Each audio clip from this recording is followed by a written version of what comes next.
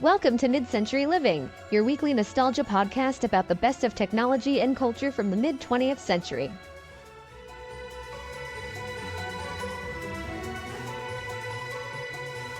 Welcome back to Mid-Century Living, the show where we talk all about the best of the mid-20th century and how to add vintage vibes to your modern life.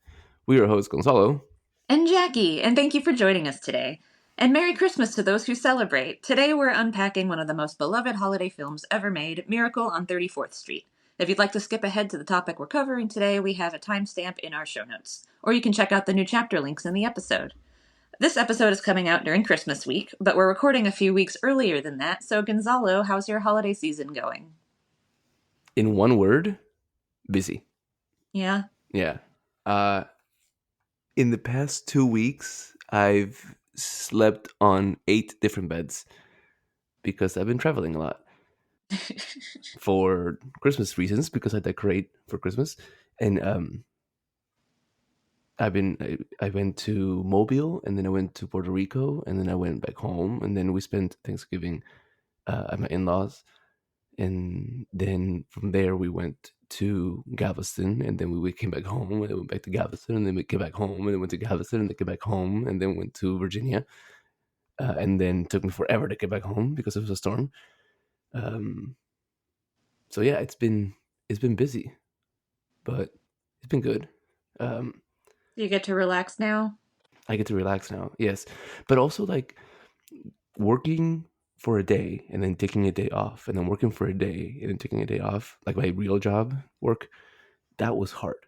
And then this week, like, our semester ends next week, so all our grades are due this week. So, of course, everyone who decides to not turn their work in during the semester turns it in at the very end. So I'm like scrambling to like grade papers to make sure that people who request and exempt my final get to exempt my final if they want to and if they can, because you have to have a specific grade average. So it's been like a mess and a half. It's been busy. I have TBD and I'm there for yoga. So I don't know what was I doing. I was like, oh man, I'm so busy. Like, oh, I got TBD. I'm too busy disorder. And I laughed, but I was by myself. Yeah. So I just laughed at myself in the car. Bonus points to any listeners who get to that reference. Please send us a DM. Yes. But that was my time between Thanksgiving and Christmas. How about yours? Mine was the exact opposite of that. It was totally chill. I did no traveling, and I've been having a great time. Hey, I've been having a good time too. Thanksgiving was great. I was so proud of myself. I know everyone's been doing this their whole time, but this was my first year. Actually, I sat there with a pen and a paper and all of my recipes I was planning on making, and I wrote a little schedule of what time I have to start all the things. Nice. And this was the first time in my entire life that every dish was done at the exact same time. Huh. I've never done that before, and so that was a huge win for me this year. I burnt the heck out of my arm on the oven, but it was worth it. Because everything happened at the exact same time, and I just put it all on the table and it was still hot, all of the same temperature. Nice. So making a schedule is not just for nerds, it's just for people who want to do things properly. I don't know why I've been sleeping on that technique this whole time. I will say I also have a food talk update because when we were in Puerto Rico, we had, I forgot what bar it was at. We went to a dinner place. It was a bar after dinner. That's not important to the story. What I had was an old fashioned made with rum instead of whiskey. Yes. And it was good. So we were looking the other day. It's like, oh, I want to have a drink. What should we have? And everyone out there, we have a bottle of Jackie's spiced rum. So we made it into old fashions. It was really good. Yeah. So here's your sign, people out there, to make an old fashioned with rum instead of whiskey. You know what you could also do with rum instead of whiskey? Espresso martinis. Use a white rum instead of vodka, and it has a little depth of flavor. The tiki drinks have ruined me for all other spirits. There's a rum for all situations. Interesting. Whatever you want to make, you can make it with rum instead, and it's just a totally different and much more fun experience. I do like an espresso martini. We have 3 different coffee liqueurs. This Thank is you. so not fun radio for everyone. What about if we talk about Thanksgiving week Right. between Thanksgiving and Christmas? There we go. Yes. That was an attempt Between made. Thanksgiving and Christmas. So flash forward to all right, so Thanksgiving was over and I decorated my house, and I think I say this every year, but I like really nailed my Christmas decorations this year, I think. I went down this rabbit hole looking at all of the Christmas decorations at Colonial Williamsburg. Hmm. I was starting to get obsessed with it last year and then just kind of wrote it off because I was like, well, I got this whole like kitschy 60s tinsel tree thing going. I'd have to completely scrap all of my Christmas decorations and start over if I wanted to do like a Colonial Williamsburg style Christmas decor. And then I remembered that I have nothing for the outside of the house. So then I was like, I'll do colonial on the outside, or I'll do like traditional Christmas on the outside, and I can stay kitschy Christmas inside. And so now I'm one of those houses that has a wreath on every window. Oh. And I made my wreaths. Well, I like bought blank wreaths, and then I bought little like floral picks and uh, dried oranges. They're real oranges, but I got them like they're cheaper if they're not food safe. Like they were real oranges, but they spray them with something, so you can Mm-hmm. still like thread stuff through them, Mm-hmm. but you can't eat them. But I wanted to put fruit on my wreaths specifically because of my like Colonial Williamsburg tie-in, though they use like whole fruits. Mm-hmm. Um, I just put like I made like little bundles of dried oranges and like tied them together with green pipe cleaners, and like you can embed them into the wreaths that way. And then I put little bows on them, and I uh, for $60 at Hobby Lobby have really cute 4 wreaths on the front of my house, and the one on the door I added twinkle lights to that are on a timer so that when I come home from work it's already lit up. The magic of And Christmas. yes, and so I'm just like so I'm filled with Christmas cheer. So all I've done so far for Christmas season is decorate the house and watch some Christmas movies, one of which is the topic of today's episode. Yay. Yay! So, Miracle on 34th Street, I think, is a practically perfect holiday movie. It takes place from Thanksgiving to Christmas, so it's actually perfect for people who like to celebrate early. The crazy ones I called out in our last episode, who start celebrating for Christmas the day after Thanksgiving. This is actually the movie for you because it starts on Thanksgiving and goes straight through till Christmas. It's part comedy, part courtroom drama, and it fills you with Christmas cheer the whole time. I think it holds up really well. Gonzalo, what do you think? Well, I watched the mid-century one, not the remake, and I agree. You need to set aside the modern interpretation of what a movie is, though, because it's mid-century speed. Let's put it like that. Yeah. So it's a little slow at first, but it's good. There's a couple of areas you're like, but it's I very thought it it's was delightful, but you're totally right about the tempo, and that's just something that you have to kind of prepare yourself for anytime you watch a movie older than like 1990. 1990. So the inspiration for this movie is actually a funny story. Apparently, the idea for Miracle on 34th Street came to writer Valentine Davies during a hectic last-minute Christmas Eve errand run in 1944. He struggled to navigate the crowds and flashy promotions inside a Los Angeles department store and found himself wondering how Santa Claus would react to the over-commercialization of Christmas. That's great how this movie exists just because someone had a random thought in a strange situation. Like, what would Santa think about this? It's like the WWJD, but WWSD. And then boom, Oscar-winning movie. Right? Anyway, Davies shared the idea with director George Seaton, and by 1946, the two had shaped it into a screenplay that was picked up by 20th Century Fox.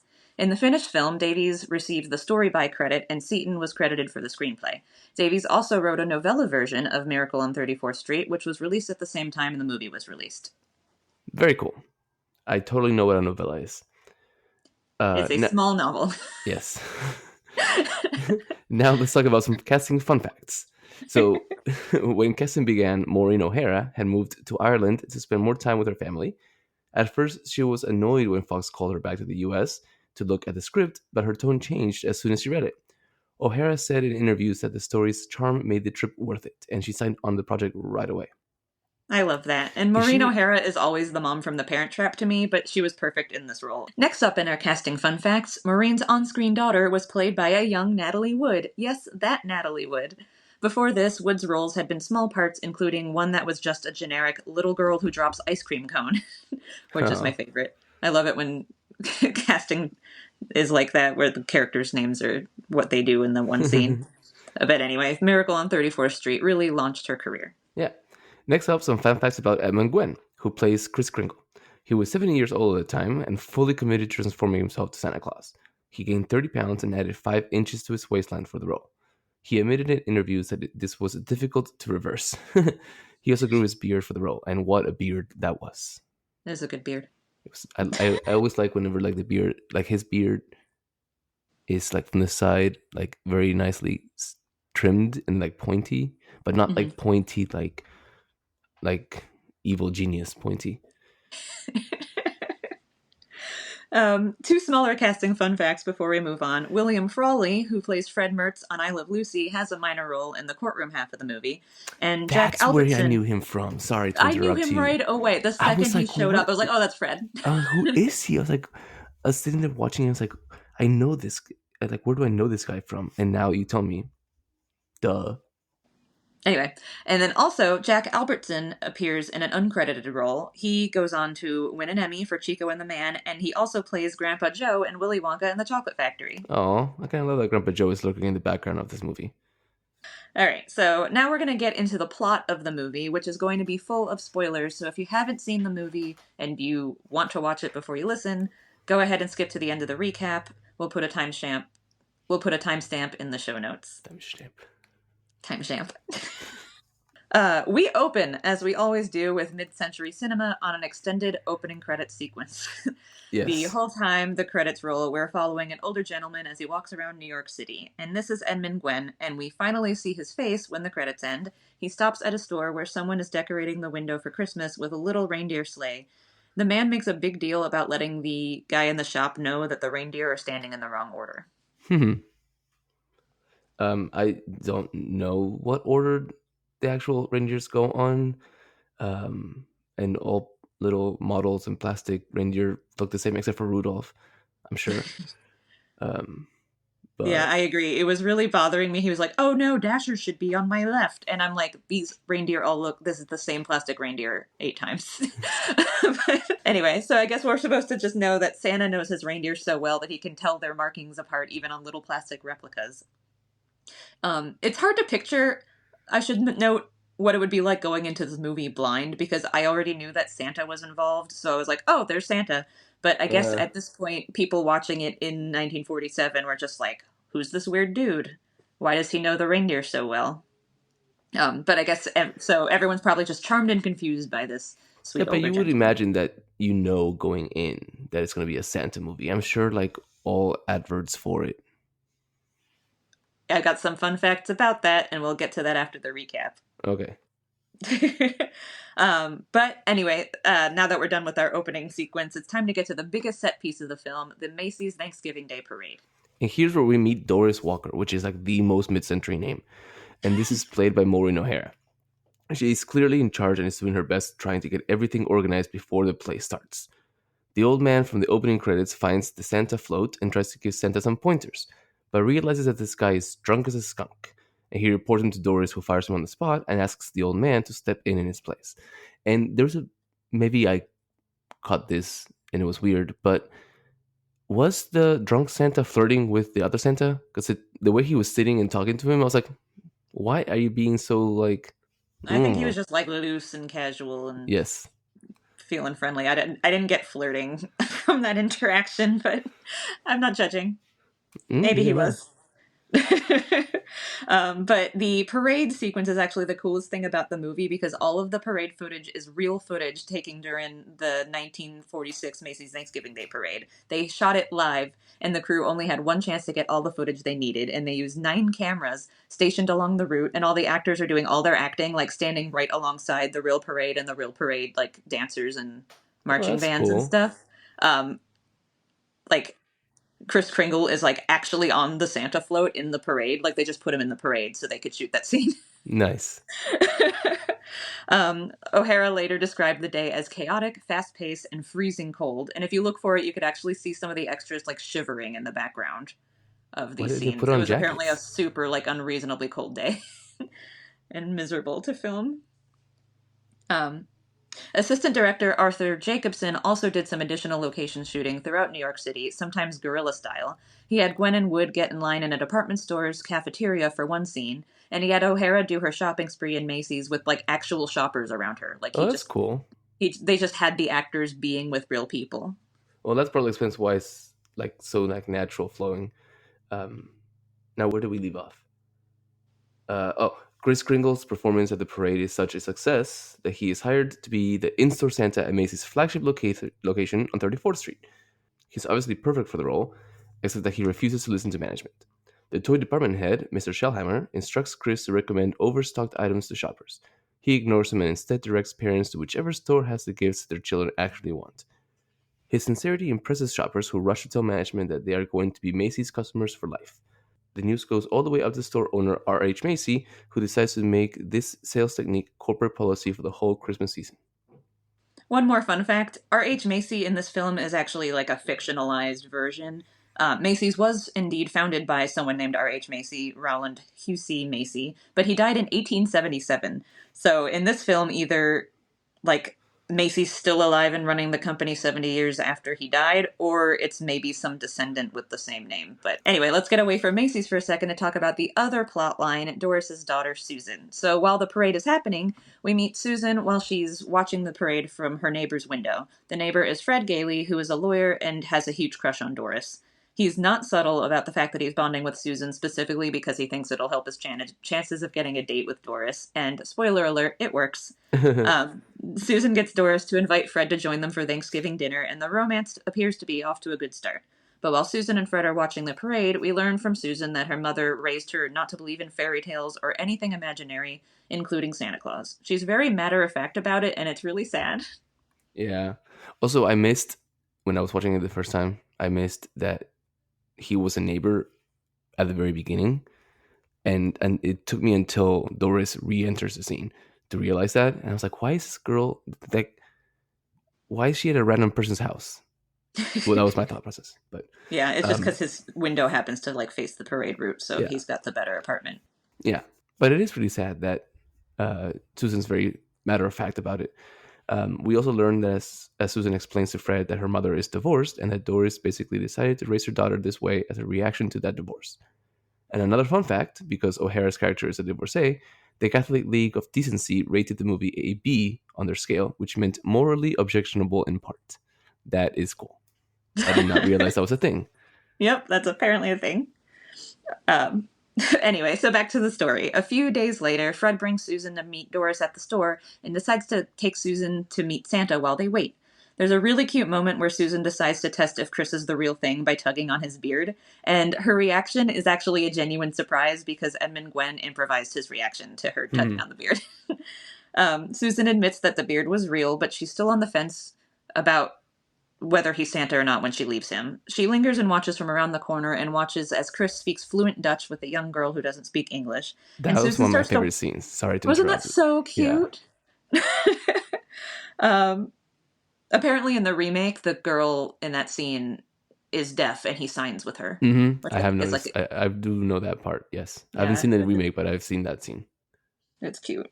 So Susan starts to wonder if he might actually be the real Santa. And Doris is super upset about this because she hates all things that are nice. And she asks Kris to tell Susan the truth, but Kris insists that he really is Santa Claus. Because he is.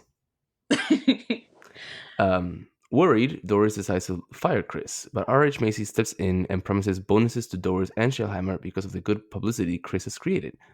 To ease Doris's concerns, Shellhammer suggests having the store psychologist, Granville Sawyer, evaluate Kris. Afterwards, Sawyer claims Kris is dangerous, says he has, quote, latent maniacal tendencies, and insists that he should be committed. Sawyer is a bad psychologist and a bad person. I hate this guy. But also, like, okay, there's a store psychologist. It's like that is a little much. It's like in The Holiday with Queen Latifah, which I'm not saying it's the same movie as this, but they have a store doctor with a CAT scan machine in the department store that they work at, and I thought that was really weird. There's a lot of suspension of disbelief that has to happen in I'm just like movies. going along for the ride on all of like it's a Santa movie anyway, so like I'm already like sure whatever. But this is also like the Macy's, like the original location, and probably all their corporate doings are happening in there too. So it's more like an Listen, I've worked office. in corporate companies before. We did not have Then our they own don't have a psychologist. psychologist on staff. I don't know. I don't know what happens in really big companies. Anyway, so later in the cafeteria, a young employee named Alfred tells Kris that Sawyer convinced him he was unstable just because he enjoys dressing as Santa. Um, he's like, and he's so cute. He just like loves dressing up as Santa at the YMCA and giving out presents to Yeah. kids. And Sawyer is like, "Oh no, you're clearly unstable because normal people don't do that." It's just ridiculous. I hate this guy. Anyway, That kid was such a like mid-century, like innocent child. yeah, he was. And Kris is as angry as I am, or probably more angry than I am, and confronts Sawyer and ends up hitting him with an umbrella. And an angry Sawyer has Kris sent to Bellevue Hospital, where Kris is tricked into cooperating and, believing Doris is involved, deliberately fails his exam and is recommended for permanent commitment. Fred persuades him not to give up and agrees to defend him in court. Yes. At the hearing before Judge Henry Harper, the district attorney asks the judge to rule that Santa does not exist. Harper's advisor, Charlie Halloran, or William Frawley, privately warns that this would hurt Harper's re-election chances, so the judge allows more evidence. Fred calls Macy, who admits he believes Santa exists, and then fires Sawyer. Fred also calls the DA's son, who says his father told him Santa is real. The judge challenges Fred to prove by the next day that Kris is the one and only Santa Claus based on a competent authority. And I found it interesting how, like, the judge gets told that, like, you know, if you say that Santa's real, you're not going to get reelected, but you can't say that Santa's not real. And when he walks back into the court, he does this like really long workaround to not say the words. Mm-hmm. But the scene with the little DA's child that one's also an adorable scene. So cute. So the court case is obviously drawing a huge amount of publicity. Doris and Susan have been watching from the sidelines, and no one is willing to admit out loud that Santa isn't real, knowing children are reading the news and following the case. Also, before all this drama, we kind of glazed over. Doris and Susan have been spending weeks bonding with Kris, and they just like love him as he's been absorbed into the family and bonding with everybody. So anyway, Susan decides to write Kris a letter to raise his spirits, which Doris also signs, saying that she believes he is the real Santa. I had a very much Peter Pan moment here, and I was like, I do believe in fairies. I do. that's what Doris was saying when she signed the card. And this turns into my favorite scene of all in the entire movie. A post office worker finds the letter and suggests delivering all the dead letters addressed to Santa to Kris at the courthouse. And before I move on to what happens in the scene, I find it odd because the guy who finds the letter, he's like a car sorter. Like, he's just standing in an assembly line sorting cards, and then he turns to, I'm assuming, his supervisor, and he's like, "Look at this." And the supervisor is the one who tells him about the court case, and he's like, "Oh, we should just send all the trucks. Bring a couple of big trucks." And I go, in my mind, you are an assembly line worker. You don't have, like, you wouldn't say this to your boss. You wouldn't be like, "I have a great idea. Let's send all these letters over there." Or maybe you do that. I don't know. I've never worked at the U.S. Post Office. But anyways, back to the movie. When the court resumes, Fred argues that the federal government has recognized Kris as Santa by delivering the mail. When Judge Harper asks to see it, postal workers dump bags of hundreds of letters on his desk. This scene, where sacks of mail are poured into a desk in dramatic fashion, has since been recreated a lot in film and television, including a parody in The Simpsons, which, of course. Yeah, it was really funny and effective, and it reminded me a little bit of all the letters in Harry Potter. Yeah. Anyway, we're almost done with the movie. So after the post office delivers all the Santa letters to Kris, the judge dismisses the case, and Kris is free. On Christmas Day, Kris directs Fred, Doris, and Susan to a quiet neighborhood route home. To everyone's shock, Susan spots the exact house that she asked Santa for, complete with a for sale sign.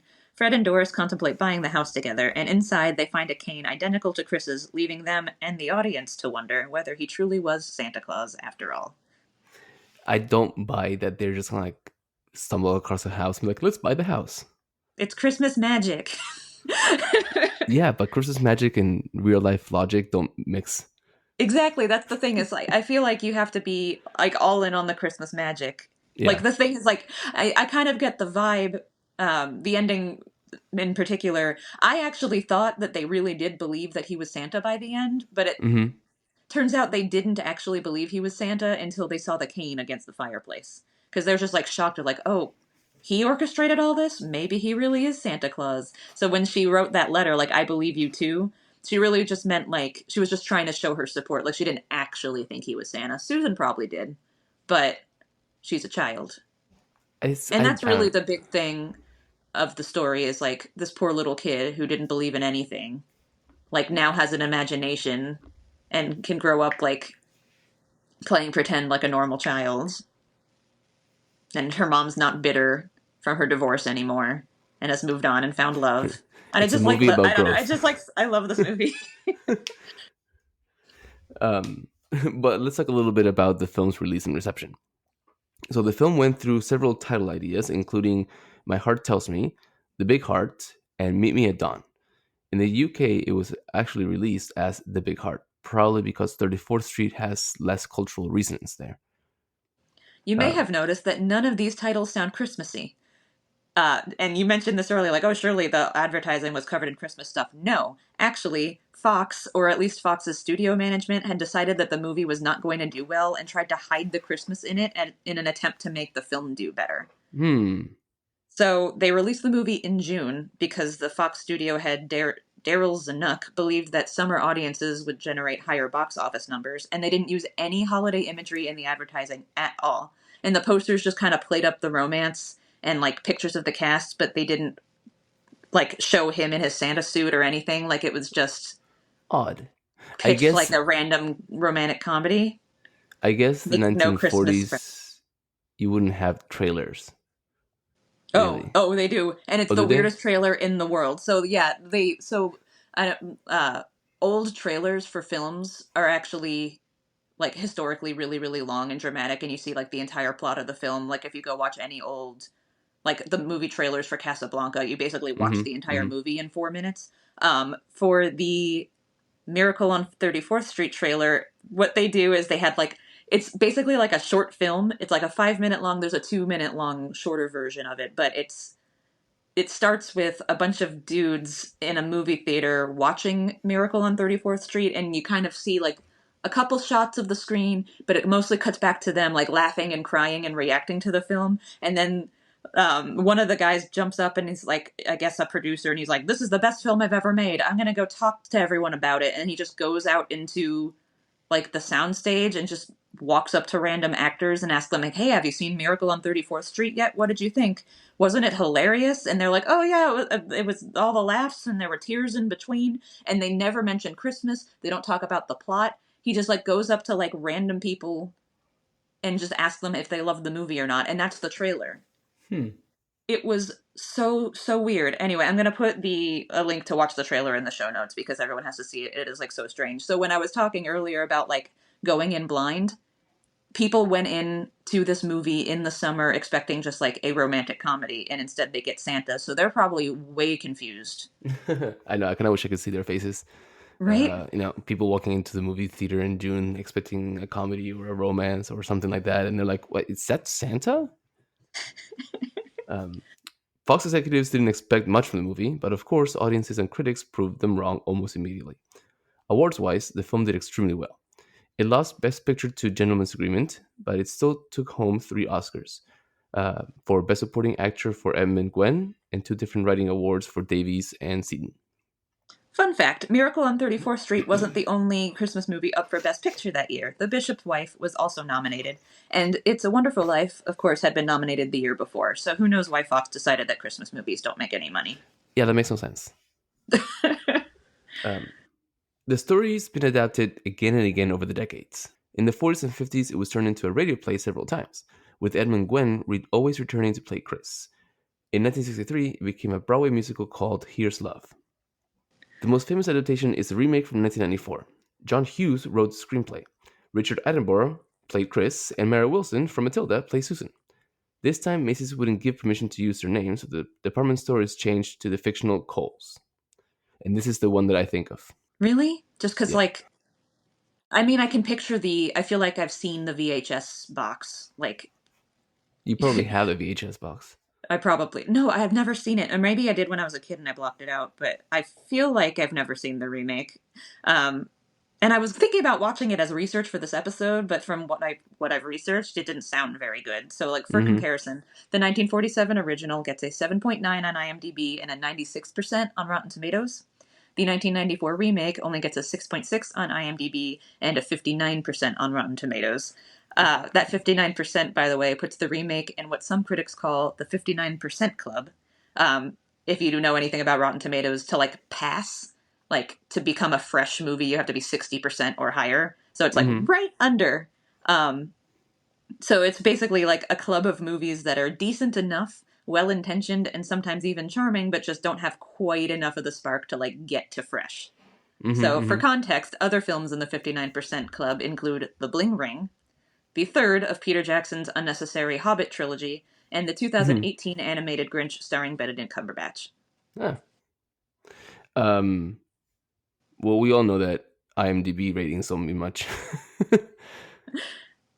The 59% club is my new favorite term. It's so specific, and it's like not bad enough to be bad, just aggressively fine. It's like you've almost made it, and there you are. Two more quick fun facts before we wrap up. So, Miracle on 34th Street was actually one of the first movies to be colorized in 1985. I couldn't find a colorized version streaming, but I'm not sure I'd want to watch it. It's like all the screenshots I've seen of it look like really weird. I also don't mind watching things in black and white. I think it's nice. Anyway, but Macy's also staged a 30-minute puppet version of The Miracle on 34th Street in 2012, and thankfully somebody filmed it, and you can watch it on YouTube. I wish I had held the camera still, but it's better than nothing, and I'll put a link to that in the show notes also. Yes. Before we move on, though, if you do want to watch the movie, and we probably should have said this earlier, but it is streaming on most streaming services. You can find it on Amazon Prime, Disney Plus, amongst others. Yes, go watch it this holiday season, or anytime, or you can wait and save it. It could be a good Thanksgiving movie too. That's true. Watch it next year. So usually at this point is where we have our etiquette segment, but since this is a holiday special, we're going to mix things up. Gonzalo, what's a Christmas activity or bit of media that you want to recommend to our listeners today? So I don't have much media. Okay, I've noticed that there's people who have like very specific, like I watched this Christmas movie on this date and I watched this Christmas movie on that date, and we always watch 24 Hours of a Christmas Story, which I find stupid. I'm sorry, everyone out there. I don't like that movie. But I would recommend the all classical Home Alone, which I've already watched. And it's great. And I'm not, yes, the second one's also good. Home Alone 2, Lost in New York. But the original one is the best. And I was watching the other day, and I was like, the adults in this movie are my age. Stop it. Yeah, they're like in their late 30s. Ugh, I hate that. And it also took me forever to understand the family. I had to Google the family tree, because in the opening scenes of the Home Alone movie, like there's like 17 million people in that house, and there's only 4 adults. But apparently, it's because they're visiting. So it's like the McAllisters, right? The parents of Macaulay Culkin, and then like his brother, Uncle Frank, is the dad's brother, and they're going to go visit their third brother, which is something I had never thought about. But the third brother is the guy whose house Kevin breaks into in the second movie in New York. Yes. Maybe everyone out there already knew this, but it was a big revelation to me. Honestly, I haven't watched that since I was a kid. It's actually on my list to rewatch this year because it's been way too long. It's also on Disney Plus. I was just going to ask if it's on Disney Plus. That rocks. Yeah, that's on my list. Speaking of movies on Disney Plus, my Christmas time recommendation for listeners is, if you haven't rewatched A Muppet's Christmas Carol. Yes. It holds up so well. I love it. I love Michael Caine acting the heck out of Scrooge against the Muppets. And he's just like serious. It is. I love the songs. I love everything about it. That is all that for like 2 years in a row now, when it's like when I'm decorating the tree, that's like the movie that goes on, because It's just like the best. Nice. I It is remember also watching. on Yeah, Disney the Plus. only I remember watching the version with Patrick Stewart in high There are school so in many Mrs. Allen's versions. class when we read this book. I would love to see, or though maybe listeners, we can just do an informal poll. Let us know what your favorite adaptation of A Christmas Carol is, because there are like 30. There are Yes. so many. But my favorite is Muppets because it's just the best.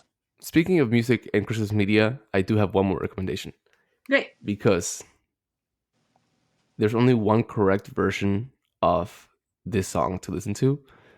It is the 12 Days of Christmas. And if you listen to any other version other than the Muppets version, you're crazy. So go listen to that. Yes. Oh my god. I guess the Muppets are kind of mid-century. Maybe we should do a Muppet episode. Yeah. 70s count, right? We'll have to save Yeah. that for one of our 70s rule breakers. There you go. But, well, it looks like with that, I was going to say we have landed the sleigh, but I guess Santa has landed the sleigh because you are listening to us the Friday after Christmas. So thank you guys all for listening today. If you've enjoyed today's episode, please subscribe to the show and tell a friend. You can also follow us on YouTube and Instagram at MCL Podcast. Instagram is the best place to send us feedback and episode suggestions. Send us a DM anytime. And you can also contact us through the Send Us a Text Message feature in the show notes. Yeah, so send some fan mail. And thanks for listening, guys. Happy holidays! Woo! Christmas! Christmas! Thank you for listening to Mid-Century Living. Please subscribe, tell your friends, and leave a review. We're available on Apple Podcasts, Spotify, or wherever you listen to podcasts. You can also follow us on Instagram at MCL Podcast. See you next Friday.